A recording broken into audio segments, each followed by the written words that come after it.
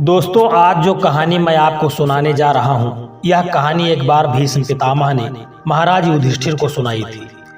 क्योंकि युधिष्ठिर ने पितामह से प्रश्न किया था कि गाय के गोबर को इतना पवित्र क्यों माना जाता है कि हर पर्व त्योहार में गाय के गोबर से घर आंगन की लिपाई पुताई की जाती है और पूजन में भी गाय का गोबर प्रयोग किया जाता है। तब पितामह ने एक कहानी सुनाई जिसमें माता लक्ष्मी और गौओं के बीच जो कुछ भी वार्ता हुई थी। दोस्तों, एक बार माता लक्ष्मी ने बहुत सा सुंदर रूप बनाया और गौओं के एक झुंड के पास पहुंच गई। माता लक्ष्मी के सुंदर रूप को देख करके गायों ने पूछा कि देवी, आप कौन हैं और कहां से आई हैं? गायों ने यह भी कहा कि आप पृथ्वी की अनुपम सुंदरी लग रही हो। तब गायों ने एकदम से कहा कि सच सच बताओ, आखिर तुम कौन हो और तुम्हें कहां जाना है? तब माता लक्ष्मी जी ने विनम्रता से गायों से कहा कि तुम्हारा कल्याण हो। असल में मैं इस जगत में अर्थात संसार में लक्ष्मी के नाम से प्रसिद्ध हूँ और सारा जगत मेरी कामना करता है, मुझे ही पाना चाहता है। मैंने दैत्यों का साथ छोड़ दिया था और इसीलिए वो सदा के लिए नष्ट हो गए।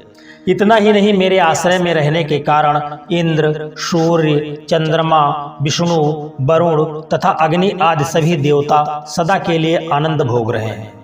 इसके बाद माँ लक्ष्मी ने कहा कि जिनके शरीर में मैं प्रवेश नहीं करती वो सदैव नष्ट हो जाते हैं और अब मैं तुम्हारे शरीर में ही निवास करना चाहती हूँ। देवी लक्ष्मी की इन बातों को सुनने के बाद गायों ने कहा कि तुम बड़ी चंचल हो, इसलिए कभी कहीं भी नहीं ठहरती। इसके अलावा तुम्हारा बहुतों के साथ भी एक सा ही संबंध है, इसीलिए हमें तुम्हारी इच्छा नहीं है। तुम्हारी जहाँ भी इच्छा हो तुम चली जाओ। तुमने हमसे बात की, इतने में ही हम अपने आप को तुम्हारी कृतार्थ यानी तुम्हारी आभारी मानती हूँ। गायों के ऐसा कहने पर माता लक्ष्मी ने कहा कि ये तुम क्या कह रही हो?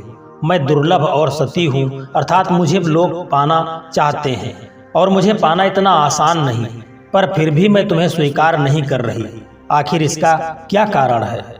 यहाँ तक कि देवता, दानव, मनुष्य आदि सब कठोर तपस्या करके मेरी सेवा का सौभाग्य प्राप्त करना चाहते हैं, अतः तुम भी मुझे स्वीकार करो। वैसे भी इस संसार में ऐसा कोई नहीं जो मेरा अपमान करता हो। माता लक्ष्मी की ये सब बातों को सुनकर गायों ने कहा कि हे माता, हम तुम्हारा अपमान या अनादर नहीं कर रही, केवल हम तुम्हारा त्याग कर रही हूँ, और वह भी सिर्फ इसलिए क्योंकि तुम्हारा मन बहुत चंचल है। तुम कहीं भी जमकर नहीं रहती, अर्थात एक स्थान पर नहीं रुक सकती, इसलिए अब बातचीत करने से कोई लाभ नहीं, तो तुम जहाँ जाना चाहती हो वहीं जा सकती हो।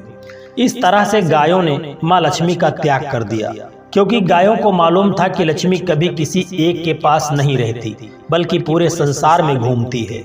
और फिर भी माँ लक्ष्मी ने हार नहीं मानी और इतना सब होने के बाद भी माता लक्ष्मी ने कहा, गायों, तुम दूसरों को आदर देने वाली हो और यदि तुमने ही मुझे त्याग दिया तो सारे जगत में मेरा अनादर होने लगेगा। इसलिए तुम मुझ पर अपनी कृपा करो और मैं तुमसे केवल सम्मान चाहती हूँ।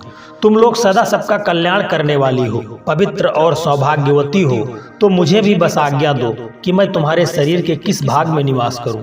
इसके बाद गायों ने भी अपना मन बदल लिया और गायों ने कहा कि हे यशस्विनी, हमें तुम्हारा सम्मान अवश्य ही करना चाहिए, इसलिए तुम हमारे गोबर और मूत्र में निवास करो, क्योंकि हमारी ये दोनों वस्तुएं ही परम पवित्र हैं।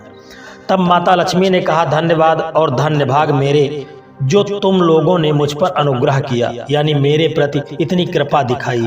मैं अवश्य ही ऐसा करूंगी। मैं सदैव तुम्हारे गोबर और मूत्र में ही निवास करूंगी।